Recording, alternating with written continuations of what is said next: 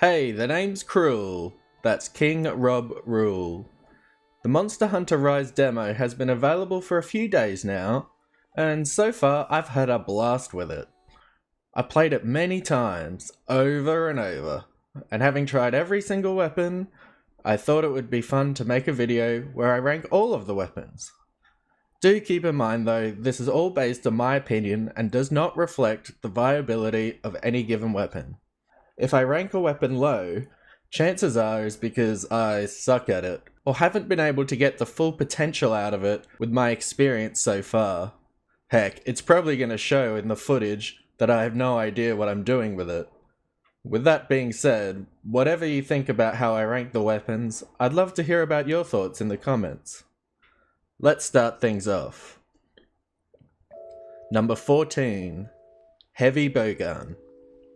Okay, so first up, and my least favourite weapon I've tried in this demo, is the Heavy Bowgun. And the main reason I dislike it is written in the description of the weapon. It just feels too heavy for me. My very first impressions were that it was too slow for the damage output it provides. That was before I learned you could do charge shots in this game. For me, that was a game changer. It's a whole bunch of fun charging those shots up for heavy hits, especially if you're like me and have lousy aim. You get that extra time to line up your shots. The most satisfying move to pull off with this weapon has to be the blocking wirebug move that can be followed up by a huge wyvern blast. I love it. I'm sure it's possible that when played optimally, the Heavy Bowgun's mobility isn't as much of a concern, but the way it felt compared to other weapons was just too slow for my taste. Heavy Bowgun users, let me know what you think. Is the weapon good in this game? I can't accurately say because I kinda suck at it. Personally, I wish they brought back the Valor run from Generations. I was definitely spoiled by that. Number 13. The Bow.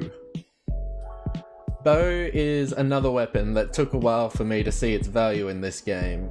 At first, it felt slow and underwhelming with the damage, but once I got used to its wirebug moves, I was able to keep up an onslaught of consistent DPS. Being able to leap back and recover your stamina quickly is an absolute game changer for the weapon. In the past, it was so annoying waiting for your stamina to regenerate with the bow, and your DPS would fall right off. To avoid this, a lot of people would specifically use stamina regen skills to deal with this issue, but with this new wirebug move, that might not be as necessary. I don't have much to say about the Herculean draw. It gives you a slight damage increase for a brief period, but it was nothing that blew me away or anything. I haven't made much use of the new arc shot which provides heals, but I'm sure that will be a useful addition in multiplayer. Something I noticed when playing bow was that I didn't mount monsters as easily as other weapons, so I don't know if it's just me, but it seems like bows won't be mounting as much in this game. I'm sure with much more practice, this weapon would go higher on my list, but as of now, I'm yet to hit that level of enjoyment with the weapon purely based on my own ability. Please, bow users, educate me. Teach me how to get the most out of this weapon. Number 12. The Insect Glaive. Now, it really hurts me to put this weapon down here. Insect Glaive was my first ever weapon I used in a Monster Hunter game, back in GU, and I loved it so much I didn't move off it for the longest time. However, in this game I feel like the monsters were really designed to be able to deal with aerial assault due to the wirebug mechanic. If they couldn't, then the monster would just end up being annihilated by 4 players spamming aerial attacks until the monster stops moving. Sort of like when several hunting horn players gang up on a monster. Now, when I played Generations Ultimate, I loved Aerial Insect Glaive. You could spam aerial moves and be fine most of the time because the monsters weren't necessarily programmed to deal with it as much. In Monster Hunter World, gliding around a monster with all that added mobility they gave you was also no drama. However, Rise is a different beast. Most of my aerial assaults left me getting beat down by the monster about 90% of the time, so I'm not saying that Insect Glaive is bad. As you can see, the damage output is quite nice. I'm mainly saying there is going to have to be an adjustment, for me at least, to how I play the weapon. And right now, that's still something I'm coming to grips with. I love the way the Wirebug allows you to extend aerial combos, but it will take a seasoned user to take full advantage of this without being knocked out of the sky by larger monsters. As for the Recall Kinsect, I imagine this will be an excellent tool in the Insect Glaive's kit for this game, because, at least the way I see it, Insect Glaives will need to be more grounded than usual, keeping up on assault, and when trouble strikes, you can use the Recall Kinsect move to backflip out of the way while getting a nice heal. So basically, Insect Glaive is as good as it ever was. I'm just going to have to adjust my playstyle, and since I have yet to do that, I have to place it lower down on this list. I'm just not having as much fun with it. Number 11. Charge Blade.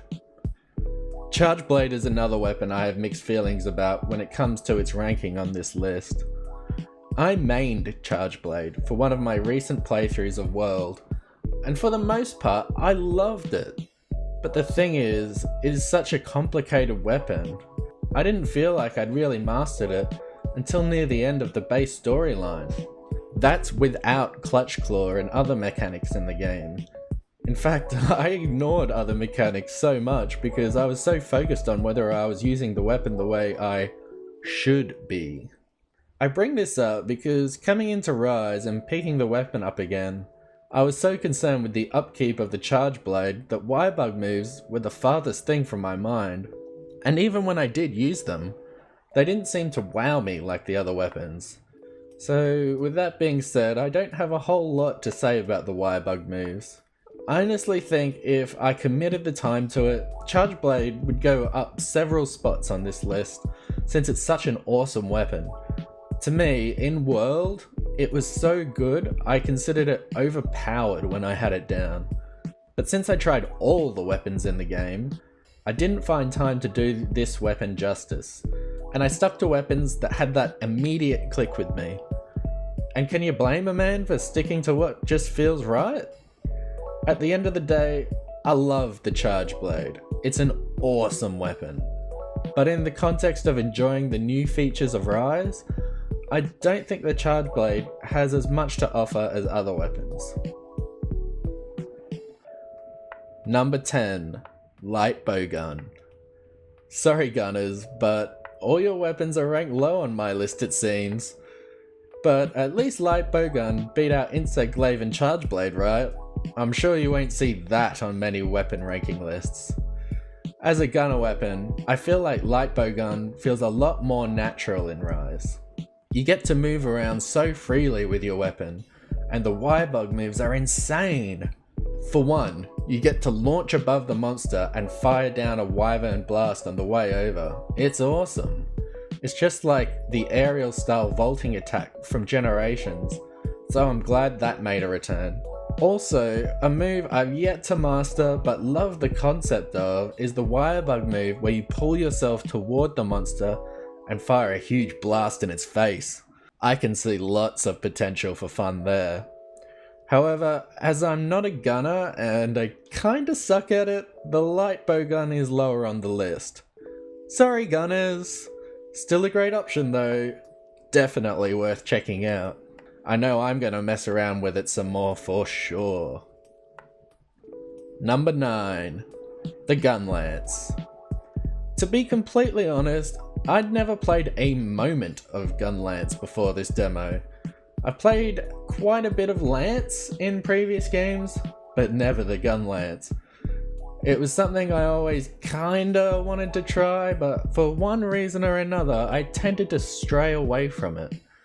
I figured the Rise demo was as good a chance as any to try it out without having to commit to a whole new armor set. And I gotta say, I'm glad I did. The Wirebug moves are awesome, the explosions are sick, and I still have that small level of familiarity coming off playing Lance. despite the weapons being very different. Don't get me wrong, I have no flippin' clue what I'm doing with this thing, but every now and then, I accidentally pull something off, where I'm like, okay, that was awesome.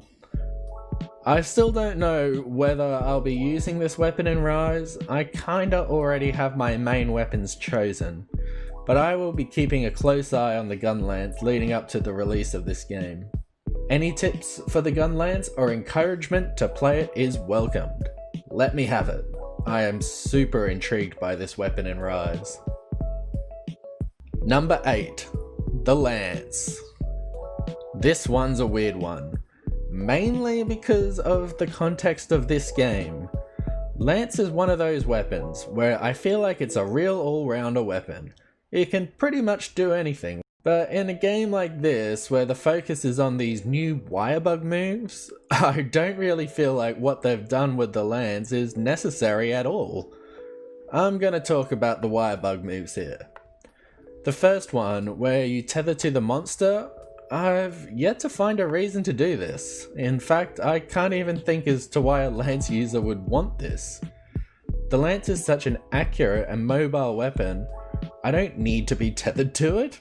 If I want to get to the monster fast, I can just charge at it, which in my opinion is way cooler than that leap you do that seems to whiff half the time. I guess it's useful for mounting damage, but you can jump from a charge as well, so it seems kinda pointless. As for the perfect guard, I guess it's okay. But after experiencing the Enraged guard from Generations Ultimate, this seems pathetic. The buff doesn't last as long to do meaningful damage.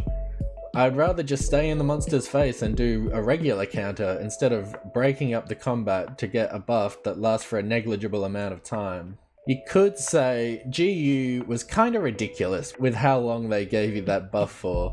Maybe I just have to adjust. Also, when playing Lance online, next to all the other bombastic weapons, the Lance felt really outclassed when it came to style. I loved the clutch counter in Monster Hunter World. Something to that effect would have been nice. Hopefully there's a wirebug move that hasn't been revealed yet that does something like that. A man can hope. Number 7. Sword and Shield. Just like the gun lance, this is the first time I picked up Sword and Shield as a weapon in a Monster Hunter game. I was a little nervous I was going to be terrible at it, but well, I guess they don't call it a beginner weapon for no reason. The weapon feels very intuitive to use, even without doing the fancier moves I've seen people do, and the wirebug moves give it that extra bit of flavour that without them may have made the weapon feel bland. You've got the kunai tornado attack that gives you invincibility when you let out a flurry of attacks, which is great. And also this leaping slash that fits right at home in the fast-paced aerial style gameplay of Monster Hunter Rise. The Sword and Shield is like a peanut butter sandwich. Easily digestible, familiar, and pretty okay. Unless you have a peanut allergy or something. Number 6. Dual Blades. Simple, fast, and fun. Well, that pretty much sums up the dual blades. Just kidding. While the above statement is true, the thing I love most about the dual blades is that even though I'm not a dual blades main, I can go into a hunt and feel like I'm pretty darn awesome, even if I'm just mashing buttons. But take the time to learn the nuances of the dual blades, and you're even more awesome. Take the wirebug counter for example. You can leap forward through enemy attacks while also dealing damage. Pretty badass, right? The other wirebug move I feel like doesn't quite live up to the flashiness of the dual blades. You stick a kunai in the enemy and when you attack it, it does a bunch of damage. But that's just my opinion, man. Anyway, I'd rank the dual blades up there with the Sword and Shield for the most beginner-friendly weapons, so if you're new, perhaps give them a try first. Number 5. Greatsword. I'm gonna say it. I feel like Monster Hunter Rise perfected the Greatsword. Everyone has always known the greatsword has dished out the biggest raw damage numbers in Monster Hunter, but the low mobility of the weapon, coupled with the patience required of the player to learn a monster's precise openings for those charged attacks, always made it a little intimidating. With the introduction of the wire bug, the greatsword almost moves around like the insect glaive. Well, that's an exaggeration, but hear me out. It still feels just as weighty, meaty, and powerful as ever. When you would usually have to sheath your weapon and make a run for it when a monster was going to strike, the wire bug allows you to quickly zip away a good sized distance, sheath your weapon for you, and give you a power boost. With a slick animation, mind you. Gosh, it feels satisfying. The other wire bug moves allow you to jump on top of a monster into another slashing attack, which is awesome for closing distances, while also causing some damage. For anyone who didn't enjoy Greatsword in previous games due to the mobility or slowness of the weapon, this might be a good time to give it another go. Number 4. Longsword. Longsword feels great in this game. I haven't played the Longsword since Generations Ultimate, but in this game, it feels like there are just so many options available to you for being aggressive. You have everything. You've got high attack potential, reach, mobility, tripping, counters, the whole lot. If you want a flexible, highly aggressive weapon, this is the one to pick. However, I don't place it higher on the list because while it makes you feel like a powerful samurai god, it's just not as much my style as the other weapons. I like it. I like it a lot. I just wouldn't make it my main weapon. That and yet to master all that new stuff like Foresight slash, IE slash, etc, etc. Number 3. Hunting Horn. You probably thought this was gonna be number 1, didn't you? Everyone wants the main Hunting Horn now, and after experiencing it in this demo, I can see why. I've played a decent amount of Hunting Horn in 4U, but coming into this demo, that may as well have never happened because of how much they changed this weapon. You don't have to recite songs to get the effects. You get a super powered combo attack that plays all songs at once, giving the entire team ridiculous buffs, and you get some seriously powerful wire bug moves to boot. You'll be knocking the monster out so often with this weapon, it will barely feel like a fair fight. The monster will just be lying there on the ground, squirming in a daze, while you are literally styling on it. Like seriously, just jamming out, dancing around while beating down on the monster. I mean, why do the rest of the team even need buffs now? The Hunting Horn is powerful enough on its own. Gosh, no wonder why everyone wants to use it. During my playthrough of the demo, despite the new mechanics and not really knowing what I was doing, I absolutely stomped the monsters I fought with this weapon. So why not make it number 1? Spite. Joking. But seriously, when a weapon feels this overpowered, I don't necessarily like that feeling. I don't feel like I'm overcoming something. I feel like I just played easy mode. But that's just a personal preference of mine. Coming in at number 2 is the Switch Axe. Well, now I guess you know what number 1 is, don't you? May as well just end the video here then. Most people just turn off the video now, so may as well just end it here. Kidding! Actually, I'm about to talk a lot about this weapon, so sit back, relax, and enjoy. The Switch Axe is a weapon I mained all the way through Monster Hunter Generations Ultimate, but never once touched in World and Iceborne. You could say I know my way around it pretty well, but from what I missed in World and Iceborne and now the new mechanics in Rise, the Switch Axe feels like a whole new beast. So what I see as new may be different to others, but the changes I have noticed are that the wild swinging axe combo finisher now increases the potency of the Switch Axe. I'm not sure if this is factual, but I think the damage numbers on the elemental discharges seem to be higher when in this state. Someone correct me if I'm wrong about that.